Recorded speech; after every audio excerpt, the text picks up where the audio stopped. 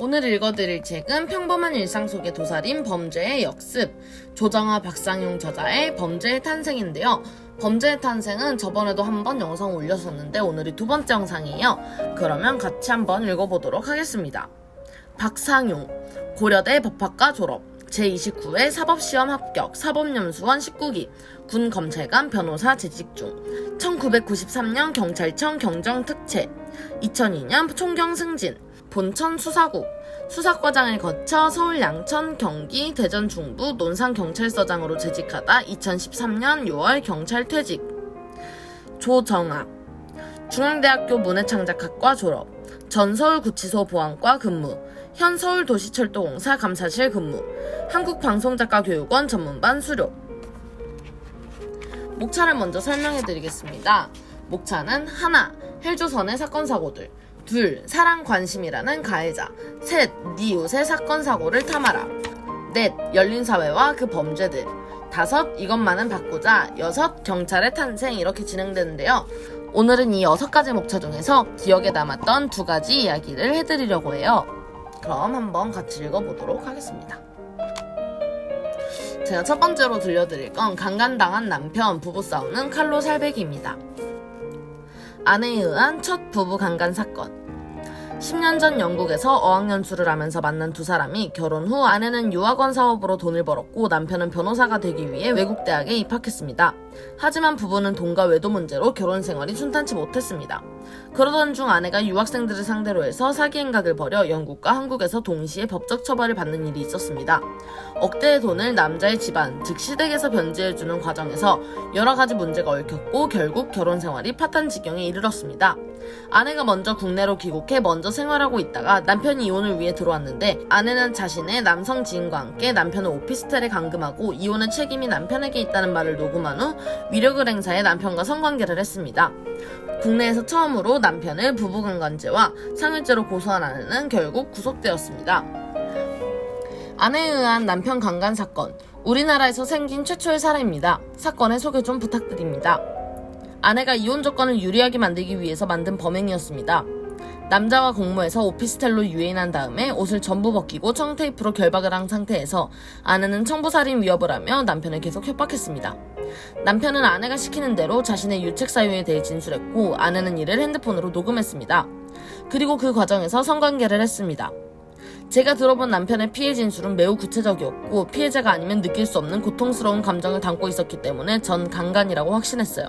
그런데 전문가 사이에서도 급박한 상황 속에서 성관계가 과연 가능한지에 대한 갑론을박이 일어났다면서요. 남편은 살아남기 위한 선택으로 성관계를 했다고 주장했습니다. 키 165에 체중 58kg인 남편, 키 170에 체중 60kg인 아내. 보통 성폭력은 신체적으로 강한 자가 약한 자를 대상으로 저지르는 것이 대다수입니다. 게다가 현장에는 아내를 도운 지인 남성도 있었습니다. 충분히 가능할 수 있습니다. 남편이 이런 행위를 주도한 아내를 부부강간과 상해죄로 고소하자 검찰 역시 손발을 묶어놓은 상태에서 성행위를 했기에 강간의 의도가 많다고 봤고 법원 역시 구속영장을 발부했습니다. 우리는 피해자 중심으로 사건을 바라보고 들을 필요가 있어요. 피해자가 남성이라는 이유로 그의 말에 의구심을 품는다는 자체도 하나의 역차별이라 봐요. 우리 수사당국이나 사회가 가진 선입견도 깨질 필요가 있고요. 실제로 남성을 대상으로 한 성폭력 범죄는 꾸준히 증가하고 있습니다. 다만 여성 또는 동성에게 성폭력을 당한 것에 대한 수치심과 사회적 편견 등에 대한 두려움, 수사당국이나 재판부의 무관심으로 인해 감추고 있어도 잘 드러나지 않을 뿐입니다. 다음 읽어드릴 내용은 성범죄의 사각지대, 여성장애인입니다. 여성장애인 성폭행 사건, 제주판 도가니.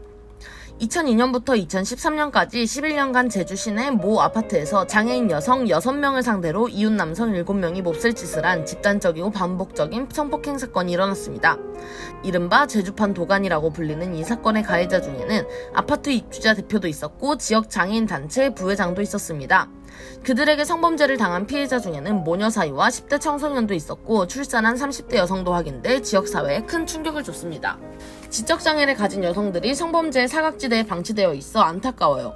스마트폰 채팅 앱으로 유인해 젊은 지적장애 여성을 성폭행하고 수천만 원을 대출받도록 사기치는 남성들이 있었습니다.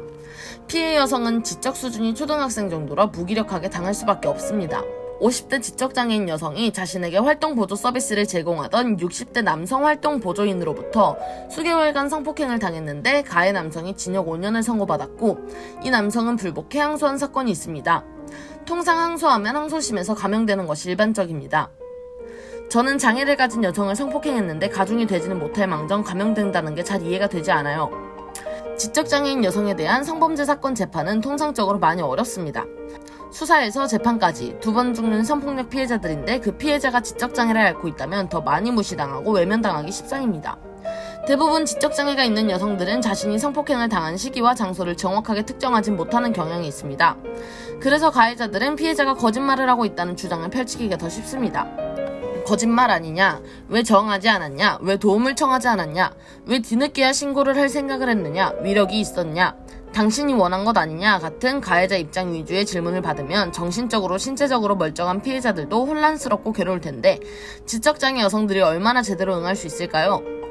피해자의 고통에 비해서 가해자 처벌 수준이 대부분 미약하기 짝이 없습니다.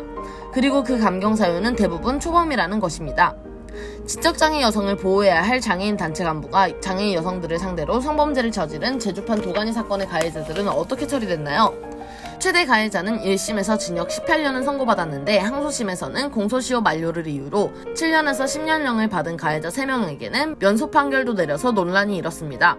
제가 알기로는 2011년 당시 영화를 통해 알려진 도가니 사건을 계기로 성폭력 범죄 처벌 등에 관한 특례법을 개정해 장애인에 대한 강간의 경우 가해자들이 아무런 처벌을 받지 않는 것을 막기 위해 공소시효를 폐지한 걸로 알고 있는데요. 원래 1심에서는 부진정 소급표를 적용했습니다. 부진정 소급표란 공소시효가 살아있는 사건에 한해 시효를 연장해 적용하는 것을 뜻하는데 2011년 11월 성폭력법 개정으로 장애인에 대한 강간죄는 공소시효가 폐지된 만큼 시효 연장이 가능하다고 판단했습니다. 그런데 이것이 항소심에서 뒤집혀진 겁니다. 항소심에서는 재판부가 공소시효 완료일인 이전 개정안에 경과 규정이 없는 만큼 형사소송법상 원칙적으로 소급 적용이 되지 않아 공소시효 10년이 완성돼 면소 판결을 내렸던 것입니다. 연예기획사 대표 여중생 성폭행 사건과 같이 또다시 듣는 어이없는 대법원의 판결이네요. 1심과 2심에서는 정당한, 적어도 피해자의 응어리를 풀어줄 만큼의 판결이 있었는데도 왜 대법원은 그 판결을 뒤집었을까요? 1심, 2심은 실제로 피해자들을 대면하고 실체적 진실에 더 가까이 다가갈 수 있었던 반면 대법원은 서류 기록 중심의 심리 시스템을 갖고 있기 때문입니다. 대법원도 때로는 법적 판단에만 그치지 않고 서류에 기록되지 않는 진실을 읽어내기 위해 사실심과 같은 사실관계 조사를 통해 실질적 진실을 밝혀내야 합니다. 현장을 관찰하고 경청하고 증거도 찾아주는 그런 법이 진행되어야 합니다. 페이퍼에서 벗어나 국민들의 눈높이에 맞출 수 있습니다. 물론 18년형을 언도받은 사람도 있지만 면소 판결을 받은 가해자들이 피해자의 보호에 대한 아무런 대책도 없는 상황에서 마을로 돌아가면 피해자들은 어떻게 될까 걱정이 되네요. 공포 속에서 피마르는 하루하루를 살아야 하는데 안 그래도 18년형을 선고받고 복역 중인 가해자가 편지로 피해자뿐만 아니라 사건을 알리고 담당했던 아파트 청년회장과 담당 형사에게도 적개심을 보이며 죽여버리고 싶다라는 이야기를 했다고 들었어요. 법원도 사회도 변해야 합니다. 피해자를 보호하는 법률이 만들어져 있음에도 불구하고 기계적으로만 집행하는 법원도 반성해야 하고 성폭력을 당한 여성에게 더 가혹한 사회 역시 변해야 합니다. 미국의 오프라 윈프리나 한국의 구성애 씨같이 성폭행을 당한 사람도 당당한 사회인으로 살아가도록 사회적 컨센서스도 마련되어야 합니다. 성을 판 것이 아니라 성을 도둑질 당한 여성에게는 따뜻한 관심과 위무를 건네야 합니다. 만약 그 여성이 장애를 가졌다면 더더욱 배려해야 할 것입니다. 오늘은 여기까지 읽어볼 건데요. 경찰서장 출신 변호사와 교도관 출신 작가의 만남, 우리 사회의 흉측한 민낯을 고발하는 특별한 대담, 범죄의 탄생이었습니다. 그러면 오늘은 여기까지. 안녕.